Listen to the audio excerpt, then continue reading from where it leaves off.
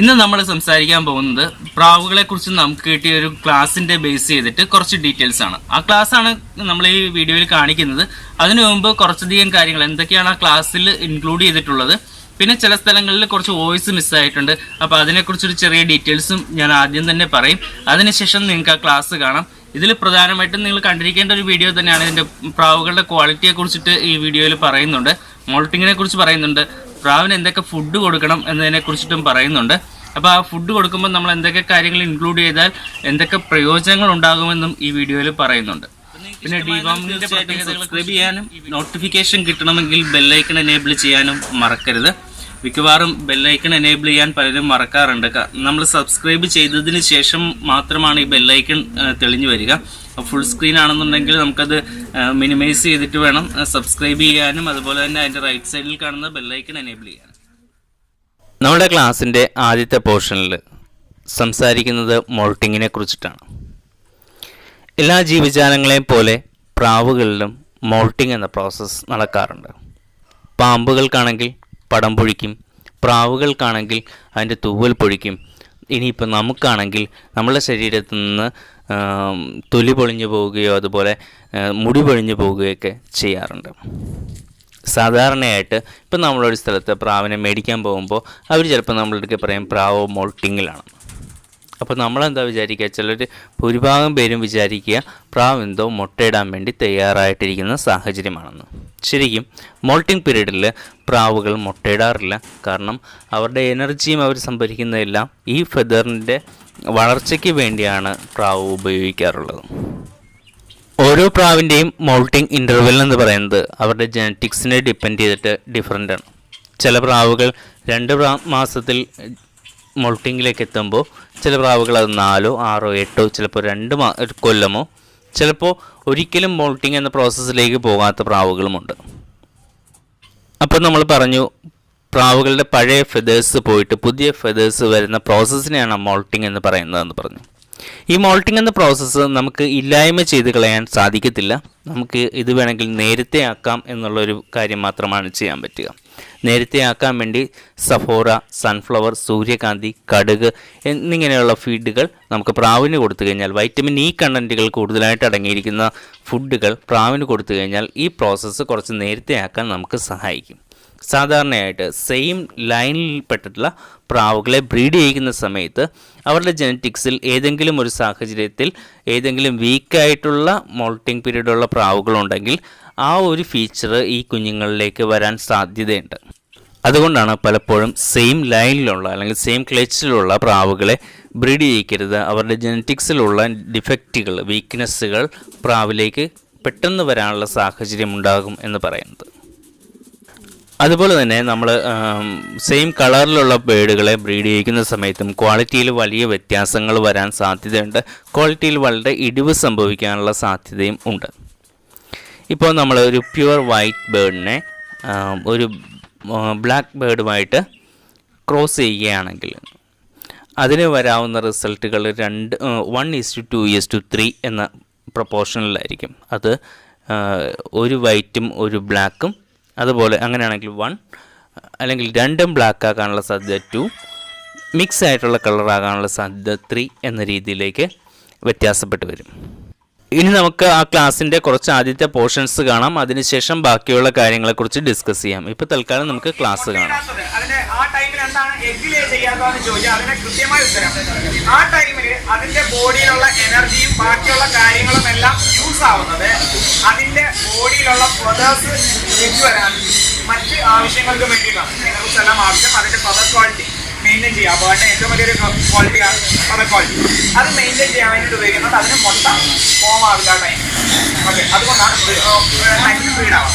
Then അടുത്ത case, moulting നടക്കുന്ന ടൈമിൽ 2 മാസം കൂടുമ്പോൾ ചില ബേർഡ് മോൾട്ട് ആവും, ചില ബേർഡ് 4 മാസം കൂടുമ്പോൾ മോൾട്ട് ആവും, ചില ബേർഡ് 6 മാസം കൂടുമ്പോഴേ മോൾട്ട് ആവുള്ളൂ, ചില ബേർഡ് വർഷത്തിലേ മോൾട്ട് ആവുള്ളൂ, ചില ബേർഡ് മോൾട്ടിങ്ങിലേക്ക് പോകത്തേയില്ല. ചില ബേർഡുകൾ നമ്മൾ കാണാം, നമ്മൾ മെയിൻറ്റെയിൻ ഒക്കെ ചെയ്തിട്ടാൽ അന്ന് തൊട്ട് മുട്ട ഇട്ടുകൊണ്ടിരിക്കും. റൊട്ടീനായിട്ട് മുട്ട ഇടുന്ന എല്ലാ 15 ദിവസം കൂടുമ്പോൾ മുട്ട മാറ്റിയാലും മുട്ട ഇട്ടുകൊണ്ടിരിക്കും. അതിന് മോൾട്ടിങ് എന്ന് പറഞ്ഞ പരിപാടി ചിലപ്പോൾ 2 വർഷം കൂടുമ്പോൾ മാത്രം മോൾട്ട് ചെയ്യുന്ന പേഴ്സൺ ഉണ്ടാവും. അത് അതിന്റെ ജനറ്റിക് ക്യാരക്ടറാണ്. അതായത് പാരമ്പര്യമായി ആ ബേർഡിന് കിട്ടിയേക്കുന്ന ക്യാരക്ടർ അനുസരിച്ചാണ് മോൾട്ടിങ് നടക്കുക. ബേസിക്കലി എപ്പോഴാണ് മോൾട്ടിങ് കൂടുക എന്ന് വെച്ച് കഴിഞ്ഞാൽ നമ്മളൊരു ജോഡി പ്രാവിനെ വാങ്ങി, അതിനെ തമ്മിൽ ബ്രീഡ് ചെയ്തു, അതിന് 2 കുട്ടിയെ കിട്ടി. ആ കുട്ടിയെടുത്ത് പിന്നെയും ബ്രീഡ് ചെയ്തു, അതിന് കുട്ടിയെ കിട്ടി. ആ കുട്ടികളെ പിന്നെയും ബ്രീഡ് ചെയ്തു, അതിന് കുട്ടിയെ കിട്ടി. നമ്മളിങ്ങനെ ഒരേ ലൈനിലാണ് പ്രാവുകളെ ബ്രീഡ് ചെയ്ത് പോകുന്നുണ്ടെങ്കിൽ ബേർഡ് ജനറ്റിക്കലി വീക്കാവും. ഓക്കെ, അപ്പോൾ ജനറ്റിക് മ്യൂട്ടേഷൻസിൽ എവിടെയും സ്പീഡ് മോൾട്ടിങ്, അതായത് പെട്ടെന്ന് മോൾട്ടാവുന്ന ഒരു ക്യാരക്ടർ ഉണ്ടെങ്കിൽ ഇത് ഏറ്റവും അവസാനം വരുന്ന കുട്ടികളിലേക്ക് വളരെ കൂടുതലായിട്ട് കാണിക്കും. അതുകൊണ്ട് നമ്മൾ ഒഴിവാക്കേണ്ട ഒരു കാര്യമാണ് എന്ത് ചെയ്യുക, നമ്മൾ പലരും ബേർഡ് എടുക്കുമ്പോൾ ഒറ്റ ക്ലച്ചിലുള്ള കുട്ടികളാണോ എന്ന് നോക്കിയിട്ട് എടുക്കും. കാരണം എന്താ, മെയിലും ഫീമെയിലും ആവാൻ വേണ്ടിയാണ്. അത് മാറ്റിയിട്ട് നമുക്ക് കിട്ടുന്ന നല്ല ബേർഡ് ഒരു ബേർഡ് അടുത്ത വേറൊരു നല്ല ബേർഡിനെ സെലക്ട് ചെയ്യുക, അതിനെ തമ്മിൽ പെയർ ചെയ്യുക, അതിൻ്റെ കുട്ടികളെ ഒരിക്കലും ബ്രീഡ് ചെയ്യാതിരിക്കുക. ഓക്കെ, നമ്മൾ ചെയ്യുന്നത് ഏറ്റവും വലിയൊരു പാപം തന്നെയാണ്. ഒന്ന് ആലോചിച്ച്, അതിൽ തമ്മിൽ 2 ബേർഡിനെ തമ്മിൽ ബ്രീഡ് ചെയ്യുന്നു, ആ സഹോദരി സഹോദരനും തമ്മിൽ ഇമേജ് ചെയ്യുന്നു, അതിൻ്റെ ബ്രീഡ് ചെയ്ത് പോകും. നമുക്കും അതിൻ്റെ സൈസും കളറേഷനും എല്ലാം താഴേക്കേ പോകുള്ളൂ. അതുപോലെ തന്നെ നമ്മൾ ചെയ്യുന്ന ഒരു കാര്യമാണ് ഒരേ കളറുള്ളതിനെ നോക്കി ബ്രീഡ് ചെയ്യും. യെല്ലോയും അതായത് സാൻഡൽ ബേർഡും തമ്മിൽ നമ്മൾ ബ്രീഡ് ചെയ്യും. റെഡ് ബേർഡും റെഡും, വൈറ്റും ബ്ലാക്കും ഇങ്ങനെയുള്ള ബ്രീഡിങ്ങും നമ്മൾ ഒഴിവാക്കുക. കാരണം ഇങ്ങനെ ബ്രീഡ് ചെയ്യും തോറും ബേർഡുകളുടെ ക്വാളിറ്റി നശിക്കുകയുള്ളൂ, ഒരിക്കലും മുകളിലേക്ക് പോകില്ല. ഫസ്റ്റ് നമ്മൾ ബേർഡിനെ പ്രിപ്പയർ ചെയ്യുന്ന ടൈമിൽ അല്ലെങ്കിൽ നമ്മൾ ബേർഡിനെ എടുക്കുന്ന ടൈമിൽ നോക്കുന്ന ഒരു ക്യാരക്ടർ ബേർഡിന്റെ ഹെൽത്തും ക്വാളിറ്റിയും, ഇതിന് ശേഷം മാത്രം കളറിലേക്ക് പോവാം. ആ ബേർഡിനെ കളർ കൊള്ളാം എന്ന് പറഞ്ഞ് നമുക്ക് ഒരിക്കലും ആ ബേർഡ് പ്രൈസ് വിൻ ചെയ്യാൻ പോകുന്നില്ല, അല്ലെങ്കിൽ അത് സ്റ്റാൻഡേർഡിലേക്ക് പോകാൻ പോകുന്നില്ല. നമ്മുടെ ഒരുപാട് ക്ലബ്ബുകൾ വന്നു, ഇനി ഒരുപാട് ഷോകൾ വരും. ഇനി ഇവിടെ ഡിമാൻഡ് വരാൻ പോകുന്ന ഷോ വിന്നിങ് ബേർഡ്സിനായിരിക്കും. നോർമൽ ബേർഡ് ഔട്ട് ആവും. ആ ടൈമിൽ നമ്മൾ അപ്ഗ്രേഡ് ചെയ്യേണ്ട ടൈമായി. നമ്മളെല്ലാവരും പ്രാവിനെ ആവാം, പക്ഷേ നമ്മൾ അപ്ഗ്രേഡ് ചെയ്യേണ്ട ടൈമിലായി. ഇപ്പോൾ എക്സാമ്പിൾ ഒരു ഡെയിൻ പാർട്ണറാണ്, അതായത് ഒരു ഹസ്ബൻഡിനെ വൈഫിനെ എടുക്കുകയാണെങ്കിൽ ഹസ്ബൻഡ് ആയിരിക്കും കുട്ടി ആണാണോ പെണ്ണാണോ തീരുമാനിക്കുന്നതിനുള്ള ക്യാരക്ടർ. ഓക്കെ, പക്ഷേ ഇത് ബേർഡിലേക്ക് വരുമ്പോൾ, പ്രാവിലേക്ക് വരുമ്പോൾ മെയിൽ പ്രാവല്ല ആൺകുട്ടിയോ പെൺകുട്ടിയോ കിട്ടാനുള്ള കാരണം, മറിച്ച് ഫീമെയിൽ പ്രാവാണ് ആൺകുട്ടിയാണോ പെൺകുട്ടിയാണോ എന്ന് തീരുമാനിക്കാം. അപ്പോൾ ഇതിൻ്റെ റേഷ്യോസ് മാറിയും തിരിഞ്ഞും വരാം. ഇത് ഒരിക്കലും നമുക്ക് പറയാൻ പറ്റില്ല ഒരു ക്ലച്ചിൽ വരുന്ന 2 മെയിലും ഫീമെയിലും ആവണമെന്ന് പറയാൻ പറ്റില്ല. അതും ജനറ്റിക് റിലേറ്റഡ് ആണ്. ഈ കാര്യങ്ങളെല്ലാം പറഞ്ഞു പോകണമെങ്കിൽ പറഞ്ഞുതരാം. ഇത് പറഞ്ഞു പോകണമെങ്കിൽ ജനറ്റിക്സ് ഒക്കെ പറഞ്ഞു പോകണമെങ്കിൽ ഒരു 2 ദിവസം ജനറ്റിക്സ് മാത്രം നമ്മൾ പറഞ്ഞുകൊണ്ട് വരും പ്രാവ്. അതാണ് ചോദിച്ചത്. ഒരു ഫാൻഡയിൽ നല്ല ചെറിയ പ്രാവാണ്, വാല് നല്ല അടുങ്ങിയിരിക്കുന്നു. എന്തായാലും വലിയൊരു പ്രാവുണ്ട്, അതിൻ്റെ വിങ്സ് 2 താഴെ കിടന്ന് എഴയുന്നു, ഭയങ്കര നീളമുള്ള വാലാണ്, അടുക്കില്ല. എനിക്ക് വേണ്ടത് ഇതിൻ്റെ 2നും ഇടയ്ക്ക് നിൽക്കേണ്ട ഒരു ബേർഡ് ആണെന്നുണ്ടെങ്കിൽ നിങ്ങൾ ഈ 2 ബേർഡിനെ വെച്ചിട്ട് ഇങ്ങനെ ഒരു ബേർഡിനെ ഉണ്ടാക്കിയെടുക്കാൻ നോക്കിക്കഴിഞ്ഞാൽ ഒരിക്കലും സാധിക്കും, പക്ഷേ നിങ്ങൾ വർഷങ്ങൾ അതിന് വേണ്ടി മെനക്കേണ്ടി വരും. സോ നിങ്ങൾ എന്താ ചെയ്യേണ്ടതെന്ന് വെച്ചാൽ അതുപോലെ തന്നെയുള്ള ഒരുപാട് പ്രാവുകളെ സെലക്ട് ചെയ്യാം. അപ്പോൾ അതുപോലെയുള്ള ബേർഡുകളെ സെലക്ട് ചെയ്ത് അതിനെ തമ്മിൽ ബ്രീഡ് ചെയ്യണം. അതായത് ചെറിയൊരു പ്രാവിനെയും വലിയൊരു പ്രാവിനെയും തമ്മിൽ ഇവിടെ പെയറാക്കുന്നു. അതുപോലെ തന്നെ ഒരു 3-4 സെറ്റിനെ നമ്മൾ അതേപോലെ ആ രീതിയിൽ പെയർ ചെയ്യും. ഒറ്റ ടൈമിൽ ഒരുപോലെ 3-4 പെയറിനെ സെറ്റ് ചെയ്യുന്നു. അതിൽ നിന്ന് വരുന്ന കുഞ്ഞുങ്ങളെല്ലാം ഔട്ട്പുട്ട് എടുക്കുന്നു. അതിനകത്ത് ഈ 4 പെയർ കുട്ടികളെ കിട്ടിയെങ്കിൽ ഈ 4 പെയർ കുട്ടികളിലുള്ള ക്യാരക്ടേഴ്സ് നോക്കും, ഏതാണ് നമ്മൾ ഉദ്ദേശിച്ച രീതിയിൽ വന്നിരിക്കുന്നത്, അതിനെ തമ്മിൽ പെയർ ചെയ്യും. സോ നമുക്ക് വേഗം എന്തിലേക്ക് എത്താം, നമ്മൾ ഉദ്ദേശിക്കുന്ന ക്യാരക്ടറുള്ള കുട്ടികളിലേക്ക് എത്താം. ഒരിക്കലും നമ്മൾ ഒരു പെയറിനെ വെച്ച് ക്യാരക്ടേഴ്സ് ഡെവലപ്പ് ചെയ്യാൻ നോക്കിക്കഴിഞ്ഞാൽ മടിയനാണ്. ഒന്നാമത്തെ കാര്യം, ഞാൻ മടിയനാണ് വിജയകരമായി ചെയ്യുന്നത്. അപ്പോൾ അതുകൊണ്ട് എനിക്ക് മിനറൽസ് കൊടുക്കുക, അല്ലെങ്കിൽ ഇതിന് കാൽസ്യം കൊടുക്കുക, അല്ലെങ്കിൽ കാൽസ്യം ടാബ്ലറ്റ് കൊടുക്കുക എന്ന് പറയുന്ന പരിപാടികളൊക്കെ വളരെ കുറവാണ്. ട്രൂലി ഓപ്പൺലി പറയാം, ഞാൻ എൻ്റെ ബേർഡുകൾക്ക് അങ്ങനെയുള്ള സാധനങ്ങളൊന്നും കൊടുക്കുന്നേ ഇല്ല. പകരം ഞാനെന്താ ചെയ്യുന്നതെന്ന് വെച്ച് കഴിഞ്ഞാൽ നല്ല വെള്ളവും നല്ല തീറ്റയും, ഓക്കെ, പ്ലസ് നല്ല ഗ്രിറ്റും, ഈ 3 സാധനങ്ങൾ ഞാൻ നല്ല രീതിയിൽ ചെയ്യും. അതേപോലെ ഡീവോം ചെയ്യും. അതിന് ഞാൻ വലിയ മടി കാണിക്കാറില്ല. അതായത് ഗ്രിറ്റും തീറ്റയും വെള്ളവും ഡീവോം മെഡിസിനും ഉണ്ടെങ്കിൽ നമ്മുടെ ബേർഡ് ഹെൽത്തി ആയിട്ട് നിൽക്കും. അപ്പോൾ ഒരു കാര്യം കൂടി പറയാം, നമ്മൾ എത്ര പേര് ഗോതമ്പ് മാത്രം കൊടുത്ത് പ്രാവിനെ വളർത്തുന്നവരുണ്ട്? ആരുമില്ല. ഇപ്പം അതെല്ലാം മാറിക്കഴിഞ്ഞു. പണ്ട് ഞാനൊക്കെ പ്രാവിനെ വളർത്താൻ തുടങ്ങുമ്പോൾ റേഷൻ കടയിൽ പോയിട്ട് ഗോതമ്പ് മേടിച്ചുകൊണ്ട് വന്നിട്ട് വാരിയിട്ട് കൊടുക്കും. എന്നിട്ട് പോയിട്ട് കുറച്ച് ചെറുപയർ വാങ്ങിച്ചുകൊണ്ട് വന്ന് വെറുതെ പ്രാവിനെ വീട്ടിലാണെങ്കിക്കാണെന്ന് പറഞ്ഞ് കുറച്ച് ചെറുപയറിട്ട് കൊടുക്കും. വല്ലപ്പോഴും കുറച്ച് അടുക്കളയിൽ നിന്ന് ചിലപ്പോൾ മാന്തി അങ്ങനെയാണ്. ഞാൻ പ്രാവിനെ വളർത്താൻ പ്രാവിന് ജോഡിക്ക് 25 രൂപ 30 രൂപ ആ റേഞ്ചിലാണ് ഞാൻ ഫസ്റ്റ് നാടൻ പ്രാവിന് വാങ്ങിയത്. ഇന്നത് 600 രൂപ 700. ഇപ്പം കേട്ടപ്പോൾ ഒരാൾ നോക്കിയിട്ട് ചിരിക്കുന്ന കുഞ്ഞാൾ നോക്കിയിട്ട് 25 രൂപ എന്ന് പറഞ്ഞപ്പോൾ ആ മോന്റെ പ്രായത്തിൽ ഞാൻ പ്രാവിനെ ആ പ്രായത്തിലൊക്കെ 25 രൂപ 30 രൂപ മാക്സിമം ആണ് പ്രാവിന്റെ. 10 രൂപ വെച്ചാൽ ഭയങ്കര കോർഡിനേഷൻ ആയിരിക്കും. എന്നുവെച്ചാൽ അവര് പ്രാവിനെ വളർത്തുന്നവരൊന്നും ചെയ്യേണ്ടി വരത്തില്ല, വീട്ടുകാരെ ആയിരിക്കും ഫുള്ള് നോക്കുന്നത്. ജസ്റ്റ് ഒരു എക്സാമ്പിൾ പറയാം. പാലക്കാടുള്ള സുഭാഷ് ചേട്ടനെ അറിയാം ആർക്കെങ്കിലും? പാലക്കാടുള്ള സുഭാഷ് ചേട്ടന്റെ വീട്ടിൽ ചെന്ന് കഴിഞ്ഞാൽ കാജസിന്റെ നീറ്റ്നെസ്സും എല്ലാം കണ്ടതിന് ഒരു രക്ഷയില്ല. അതായത് സുഭാഷ് ചേട്ടന്റെ അമ്മയ്ക്ക് എങ്ങനെ വേലും 10-65 വയസ്സിന് മുകളിലുണ്ടാവും. നമ്മളിപ്പോഴും രാത്രി 2 മണിക്കായാലും സുഭാഷ് ചേട്ടൻ പാലക്കാടിന്റെ വീട്ടിലോട്ട് വരുന്നുണ്ട് പ്രാവിനെ കാണാന്ന് പറഞ്ഞാൽ നമ്മൾ ചെല്ലുമ്പം അമ്മയും ചേച്ചിയും മക്കളും സുഭാഷ് ചേട്ടനും ഉണർന്നിട്ട് നമ്മളെ പ്രാവിനെ വെയിറ്റ് ചെയ്തിരിക്കും. നമ്മളെ പ്രാവിനെ കാണാൻ പ്രാവിനെ മേടിക്കാൻ ഒന്നും ആയിരിക്കത്തില്ല ചെല്ലുന്നത്, പ്രാവിനെ വെയിറ്റ് ചെയ്തായിരിക്കും. അമ്മയെടുത്ത് ചോദിച്ചാൽ പറയാം, അമ്മ എന്താ ഈ ഇതിനകത്ത് വെള്ളം വെച്ചേക്കട്ടെ? മോനെ അത് പൗഡറാ, അത് കൂടുതൽ വെള്ളം കുടിച്ചു കഴിഞ്ഞാൽ അതിന് വെള്ളക്കെട്ട് ഉണ്ടാവും, അതുകൊണ്ടാണ് കൊടുക്കാത്തത്. എന്നുവെച്ചാൽ ആ ഫാമിലി സപ്പോർട്ട് ചെയ്യുന്നത്. പുള്ളി 100% നല്ല രീതിയിലാണ് ആ ബേർഡിനെ, ഓരോ ബേർഡിനെയും കണ്ടു കഴിഞ്ഞാൽ ഓരോ ബേർഡിനെ കാണുമ്പോൾ അറിയാം ബേർഡ് ഹാപ്പി ആണെന്നുള്ളത്. അപ്പോൾ നമ്മളൊരു കാര്യം പല ക്ലബുകളുണ്ട്, ഇപ്പം ലയൺസ് ക്ലബ്ബ് അല്ലെങ്കിൽ മറ്റു ക്ലബ്ബുകൾ, അവിടെയൊക്കെ എന്ത് കാര്യത്തിനാണ് പറയുന്നത്? ഒന്നുമില്ല. പക്ഷെ അവരെല്ലാം ഒന്നിച്ച് ചേർന്നിരിക്കുന്നു, അവരുടെ ഫാമിലി ആയിട്ട് പോകുന്നു, അവരങ്ങോട്ടും ഇങ്ങോട്ടും എല്ലാം സംസാരിക്കുന്നു, അവർക്കെല്ലാം കമ്പനീസ് ഉണ്ട്. സോ അവർ ഹാപ്പിയാണ്. അവർ ക്ലബ്ബിൽ പോകുന്ന ഭാര്യയും മക്കളും ഒക്കെ ആയിട്ടാണ് പോകുന്നത്. കാരണം അവർക്കെല്ലാം അവിടെ കുറേ ഫ്രണ്ട്സ് ഉണ്ട്. അപ്പം നമ്മൾ ഒരു ഫാമിലി പോലെ വയ്ക്കാൻ നമ്മുടെ അസോസിയേഷനും മുമ്പോട്ട് പോകും, നമ്മുടെ കാര്യങ്ങൾ മുമ്പോട്ട് പോകും, പ്രാവും എല്ലാം മുമ്പോട്ട് പോകും. അതിനകത്തൊന്നും നമ്മൾ ടെൻഷൻ ആവേണ്ട കാര്യമില്ല. നിങ്ങൾക്ക് എല്ലാവർക്കും നല്ല ബാക്ക് സപ്പോർട്ടും കിട്ടും അവരെ ഇത്രയും കാര്യങ്ങൾ അറിഞ്ഞു കഴിയുമ്പോൾ.